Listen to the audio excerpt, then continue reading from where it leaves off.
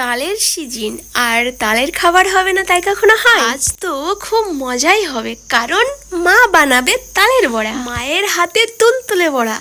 এসো দেখে নেওয়া যাক কিভাবে মা বানাচ্ছে। প্রথমে তালের খোসা ছাড়িয়ে নিল, তারপর তিনটে আটিকে 3 ভাগ করলো। তারপর যেটা করলো, প্রথমে জল দিয়ে ধুয়ে নিল, তারপর আবারও জল দিল, দিয়ে ভালোভাবে রসগুলো বের করে নিল। একটা কথা অবশ্যই মনে রাখবে, তালের রস বের করতে গেলে অবশ্যই জল দিয়ে বের করবে, এমনি বের করবে না। এমনি বের করলে কিন্তু তালের বড়া কখনোই নরম তুলতুলে হবে না। তালের যে রসটা অবশ্যই খুব গাঢ়ও হবে না, খুব পাতলাও হবে না, মিডিয়াম। একটা তালের রসে যতটা গমের ময়দার প্রয়োজন ততটাই অ্যাড করবে। ময়দা মাখার মুহূর্তেই কিন্তু কিশমিশ এবং চিনি অ্যাড করে দিলাম।